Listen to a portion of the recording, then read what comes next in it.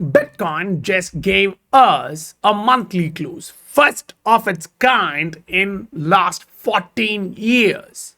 What are we supposed to do? Focus on the monthly, higher frame, or zoom in on the microstructure to say we are going to be bullish from here? I think you have to make the judgment. Say you zoom in on this and watch the strength of the market. If the buying strength is increasing, you can judge this market very easy. If the buying strength is reducing, now again, it's going to be easier for you. You can just watch all of this and say the market is about to do something. Last month, you saw what happened in the day one of that month towards day three. Why? Because there is an escrow release, right? So you see that these news buy the dips happens so that they can sell using your liquidity. So understand what the market is trying to do with your liquidity, and then you will see better. Now watch how they are going to trap the majority. Once the price do something like this, you should be anticipating something like this. You have this clean, clear, yeah? Now it should go back up to 95, 96, or at least this trend line. And if it gets rejected there, it's going to be a panic one. It is going to be surprise for a lot of people, not for the SI family, but what can we look forward to? How would the alt market react before it even enters a bull market?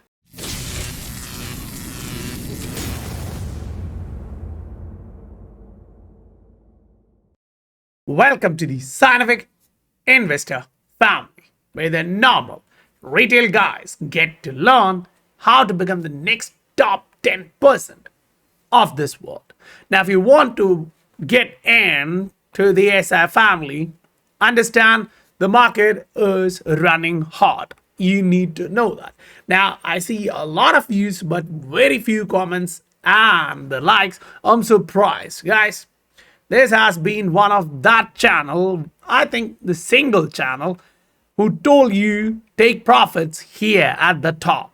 Yeah, whether it's Bitcoin, whether it's XRP, we call it close to the top. Right now, you're standing 40, 50, 60% down in a lot of assets, and hitting that like button, I think, is the minimal thing we can do, showing the appreciation. Now, let's actually go back into this, the XRP, and look at the entire market in that frame. Yeah, if we develop a bullish divergence, perfect. It should go in, right? Now, watch, the price has been dropping on a daily chart for XRP. The RSI is not. So daily bullish divergence is coming up. If we close the next daily candle in a bullish mode, if not, you'll come back down and this bullish divergence will not be confirmed. Yeah, that's what the whales do. We saw that at all critical junctures. Just before the daily candle closed, 3-4 hours before, boom, it goes down. That means first 20 hours, they'll use it to trap the majority. So don't think that it is the right time and the right opportunity zone unless you get a confirmation. How do you see confirmation in XRP? Yeah. First thing you have to look at is that negative divergence. Did that get invalidated? Price going up, RSI going down. No, it didn't. Rather, it increased its momentum to the downside. Super bullish on microstructure, yeah? Now, watch.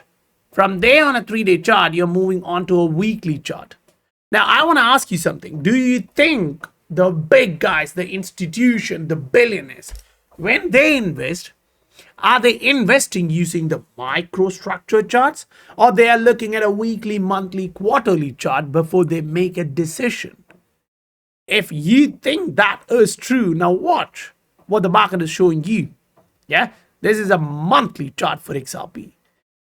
You just saw the monthly chart for Bitcoin. Now watch the monthly chart for the total crypto market. I mean, does this look good? I really don't think so. We talked about this before. A monthly chart giving you a confirmation in your history, the entire history. Yeah, it never went against this. So if I am to come out here and say this time it's different, don't believe me. As a human being, I'm supposed to look through the history. That's technical analysis. Yeah, you understand what happened in the past with the probabilities. Last 3 out of 5 times this happened. Fine, but what's the real difference here? Last 3 out of 3 times this happened. That is the real difference here. The price went up, someone big sold, you saw that in the volume. Do you get that? Now, here in the total crypto market, you're watching there's a huge change in the volume. Yeah. Now, we want to see the entire month of March giving you that. Otherwise, it's going to be a flip-flop, but first weekly candle close will give you a clear idea like which direction we're going. But again, just like the daily candle close, they'll play on the weekly candle close. They'll play on the monthly candle close. So here we are now on a total crypto market basis. You're trending to the upside. That looks very good. Right now, when the price action trend to the upside, saying that is possibly a local roof is the hardest part to do. Why? Because the market can prove you wrong. Yeah. But what are you trying to do? I mean, what am I trying to do? I'm looking at the history, and 3 out of 3 times can it be true? 2 out of 2 times that was the reality. If I pick up Bitcoin chart, 3 out of 3 times that was the reality. So the fourth one, are you going to bet that it's going to go against it? It's your choice. But now let's pick the altcoin market. That is where the confusion is. I'm getting a lot of messages from different individuals with clips, screenshots of different content creators. Now I'm like, it's anyone's guess. Yeah, it's their experience, their eyes, they see different things. That's good. But let me ask you this. If you are looking at the total altcoin market and saying, we never had a bull market. Now let me put my argument here. Do you really see the wave 1 here? Do you really see the wave 2 here? If you do, then this is your wave 3, guys. That is your wave 3. The market cycle started here in 2019 and you're about to end that in 2025. I know you won't believe it, but let me take you back to this range. Back in 2019, 2020, all of the SI family members who have been there from that time to this time know this. I told you guys, the economical cycle is 8 to 10 years. The business cycle is 8 to 10 years. So when institution enters crypto market, you think they're going to play 3 to 4 year game? I don't. Maybe I'm stupid to think like that. But I've been saying this from 2020. Saying, guys, watch. Now, have you ever seen such a market cycle with a wave 3 like this? Now, what do I mean? Yeah, you put your horizontal line in here and watch. You made a bear all-time high and you're trapping people. And why am I saying that's wave 3? You have the 1, 2, 3 structure, which was clear. You had the 1, the 2, the 3 for wave 2. And now you have the same for wave 3. So why not the ABC like this? Wild. You don't like it, right? I don't like it too. But does it matter? It doesn't. The market is saying something, and my responsibility is to look at my portfolio and say, guys, I want to preserve this. I have a family here. I'm looking for next 5 years, next 10 years. I want to make sure I'm right in the historical lines, not short term. I don't care. I really don't. Remember when we called the bottom in here, not a lot of people agreed. And think about this. When we called the Bitcoin bottom here around 25,000, even my mentors were saying it's a double top. It's about to go back down to put a double bottom. I told you no. But now it seems like we were right. Now think about this. At 71, I told you I'm shorting the market. And guess what? We were right. We dropped below 50. And at 108, I even posted on YouTube saying this is the top. Yeah. Now watch, where are we? $25,000 below that price. Why do you think this is happening? It's not like I have a crystal ball. It's just learn the language of this market. If you want to go to Germany, learn German. If you want to live in the land of candlestick, learn that language. It kind of makes things easier. Now, how can you interpret the language if you don't know that? That's very hard. You need to start learning. And the trouble is, you really don't have a lot of time to do that. Now, if you think this time it's different, let me ask you this. You're watching the 1, the 2, the 3. That 3 was weak, isn't it? Now, if you are a different guy, you can actually put it like this and say this is the 1, 2, 3. I'll still agree. The odds are a little bit here and there. It's like 50-50. But then look at this. You have the 1, you have the 2, you have the 3. That 3 is barely a 3. Yeah? Now you have the 1, the 2, the 3. If you want to go against it, it's completely up to you. But if it's me, I would argue this is the 1. Yeah? That should be the 1. Yeah? Then this is the 2 and this is going to be the 3. So the normal Elliott wave count, the 1, 2, 3, 4, 5. If that's true, look for an ABC. How would that ABC look like? Right now, if I stand there calling for $10,000 below for Bitcoin after the ABCs, you'll say I'm mad. But yeah, it's true. You'll come back to this range, you'll bounce, and then you'll go back down. Yeah, that is going to be macro cycle change. Why? Why so, honey? Yeah, you can literally see the 1, the 2, the 3, and then what happens? A bear all-time highs, and then you go down. So literally, you saw that in 2021. You're now observing most likely the exact same scenario in 2024. Looking back in 2026 at this, what would you like to see? In 5 years' time, when you understand this is an ABC, what are you looking at? What would you answer to your family who know you are involved in crypto and you saw this monumental gains, yeah, from last 14 years? And if you came in here in last 2 years, you saw this. Now, my question is, buy low, sell high. Cool. If you bought it anywhere here and you're selling anywhere here, does that really matter whether you got the top or not? No, because that is the region, the zone. Yeah, the perfection was selling somewhere close to 100, not perfect 108. Anyway, close to that region was good. Plus or minus 10% is perfect. Because I always say this, you don't have to catch the entire run up. Miss some at the bottom, miss some at the top. Because that's a reversal region where you are going to lose a lot of short-term gains. Yeah, the short-term trades, pop, pop, pop, it's going to slap you. But if you understand that, taking the slap, now decide for your long-term bag. If not, it will be hard. Now, let's zoom in. Take XRP or say, let's pick up XLM, highly correlated asset for XRP. Now watch. On a weekly, you're still choppy, but watch, where's your RSI? A lot of people don't consider RSI for some reason, but I want you to go into the market and check what are the most used indicators in any given markets. Yeah, when you're using technical analysis. Now, when you think about that, you'll be like, whoa, whoa, whoa, whoa, whoa, where are you going? That's exactly where I want to take you to. This is ChatGPT, not my answers, not my thought process. Do you see something here? The first one is what? The moving average. Second is what? The RSI. The third is what? MACD. These are the top 3 indicators used by technical analysts across the globe. Now, why does that matter? Let me ask you this. If you see something, the majority needs to see something. So that, I mean, the majority not in terms of number of people, but in terms of the volume, the capital allocated.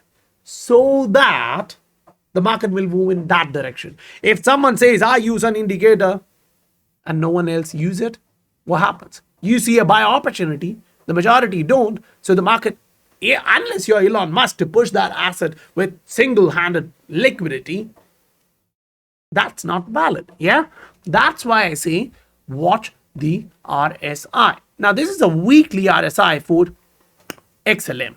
You place it somewhere here where it is right now, close 49.85, just below 50.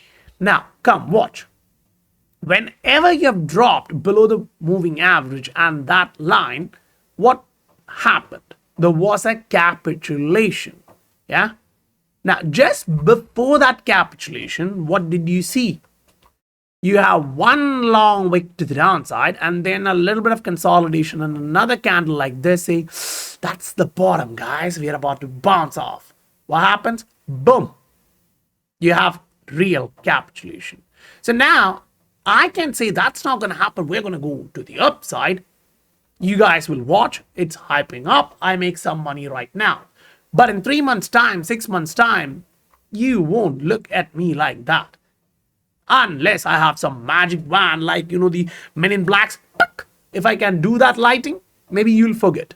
But right now, unless there is a confirmation in the market saying I'm about to go back up, it's very, very risky for you to do that. Now why? Look at all the historical indicators. Look at everything possible. You come back and touch the moving average. Now that's a 21-day moving average. I'm not using 50. I'm not using 200 to show you the golden cross. I'm showing you the 21. That's kind of really close. Yeah, and on a monthly, you usually come back to it for a retest. For XLM, you still have to drop 30-40% to reach there. Now pick up XRP. That's below $1. So while the price travels to the downside, this travel to the upside. So maybe 1.2. But do you really care about the exact bottom to be caught? I don't. I have patience. On my long-term bags, I am disciplined. I don't want to move around. Now, when you look for the bottom, when you look for the market, first thing you need to ask yourself is, did you really see a huge bull market in here? I really didn't see any bull market in here. We've been talking about this monthly on Bitcoin dominance for some time, saying, guys, watch, this is a trend line. Not everyone likes trend lines. But when we were here, yeah, we talked about this saying we need to come up, test this and get rejected. Now we are doing that. Now, if we make a negative divergence on that, it's perfect. It's perfect for what? This is my question. You guys need to understand that. Bitcoin dominance dropping means a lot of all market are getting liquidity. They are trying to go back up. But now let me bring on you back to the reality. XRP in 2021. Yeah. You pick XRP on one side, keep it there, close to your heart, fine. You watch this. Yeah. You pick up something else. Which one you like? Let's pick gaming. Yeah. You go back in the time, put this line. It's easy. You pick the vertical line, travel, you'll see where it was. The XRP top in here happened this day, 12th April 2021. So you pick the exact same date. Fine, you got it. Now watch. XRP topped at that date, it dropped and it bounced, but it didn't go to make a new high. Did it bounce? It did. And is it too small of a bounce? No, it was not. It was a decent rally. You got 170% run up.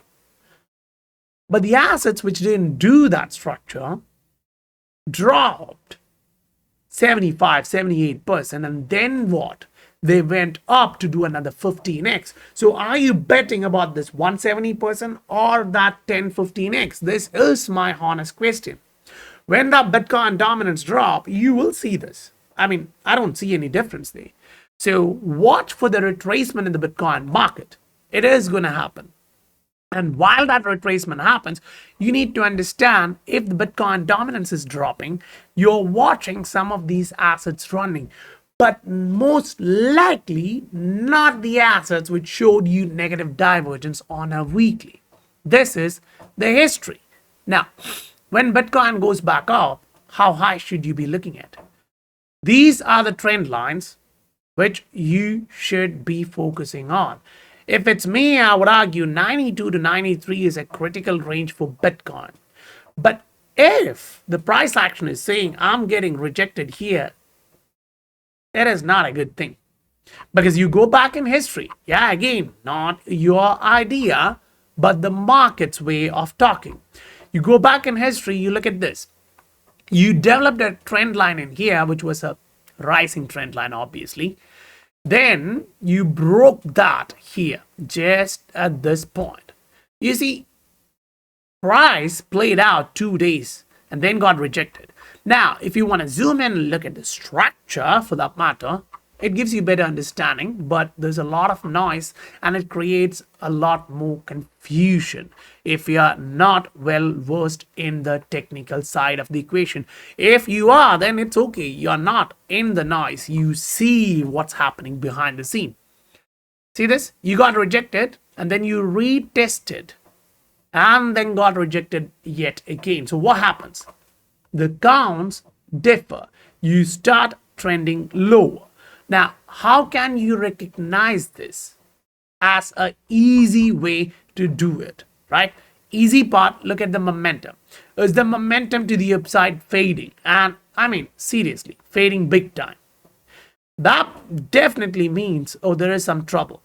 Each time buyers are coming back at the support, they fail to push this up. It's supply and demand. There is nothing else. Yeah?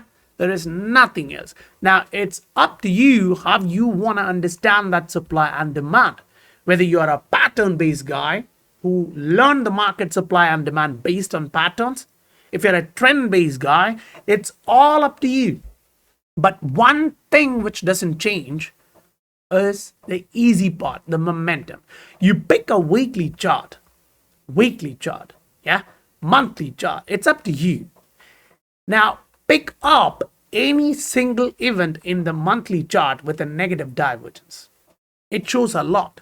Now, that is exactly where there is a little bit of confusion. Yeah, that's the only place in Bitcoin history where it shows, whoa, you have something different happening. You don't have a negative divergence on a monthly momentum-based chart, but it is saying I'm starting red candles. Now, question is, okay, you don't have a negative divergence. While you don't have a negative divergence, for you to develop a negative divergence, how much should you drop? So the first leg is what? 60%. Okay, let's plot that 60% and see if we are going to go back up, from where will we look for that? 44,000. Okay, so the momentum is not aligning with me. I'm in here on a weekly chart now. Yeah, I put that on a Ranko. Now remember, Ranko charts, they reduce noise to the max and give you the perfection. Now, are they saying you should be buying or you should be waiting? Remember Buffett's quote. Smart money, the big money, they're not in buying, they're not in selling, they're in waiting. So you use the macro indicators, the real indicators used by the majority of smart money, yeah, and then decide what you should be doing. Now, you can literally use this in any asset you want, in any structure you want, and you see the direction. If you have access, then you can see the daily, then you can see the 12-hour, the 4-hour, whichever direction you'd like. When it reverses, okay, fine. If you are trading that market, you can use it. But at this junction, it's very, very difficult. Now, I'm buying up some assets, believing that's the bottom for those with a lot of different indicators going through a lot of different ones. But watch, when you have negative divergence, you should abide by that. I don't want to go against it. Especially if that's visible on a Ranko chart, that too on a daily. Now, it's up to you whether you want to go against it or not. Now, I know this video is a little bit long, but I want to make sure this monthly candle, when it's happening and the retest is going to go through, always understand, unless you break a trend line resistance, It's not bullish because this trend line has been acting as a strong resistance from Jan. Yeah, you're here in March. So if you can break through that, it's a good thing. Now, watch how many different levels you have to break back above. So first resistance for XRP is going to be around 2.5. The next one for XRP is going to be around 2.6. So unless you see a clear break and a candle close there, it is going to play with emotions because you have a daily suggesting I'm going to create a bullish divergence. Fine. Let's say you're going for that. But where will your confirmation on that come? Unless you break 58.35 on a daily RSI for XRP, you don't get to see that. Say you go on to a 3-day chart. Where will you get the confirmation? You break 57. Oh, it is strange. You have to think this 3-day candle is about to end tomorrow in next 22 hours. So all these indicators are out there in the market showing you watch and abide. And in 2 days time, you're going to get something. What? The MACD cross on a weekly. Now, why is that important? You just saw RSI, one of the popular thing. Now you're looking at the MACD on a weekly, not micro. Now watch. When you get a weekly MACD crossing to the downside, while the volume pops to the downside, what happens? Historically, what happens? Yeah, you get, this is that line, yeah, a bounce, which traps people, right? Sure. Now look at what happened just before that. You got another bounce and that trapped people. If you want to go in and get trapped, boom, go for it. But if you want to stay with the history, understand what the history says and make sure your portfolio and your family is covered, watch and abide by the rules. The historical rules, it's there. Think about this. Business guys, they don't pay taxes. The rule is same for each and every one, but the employees, they don't understand it.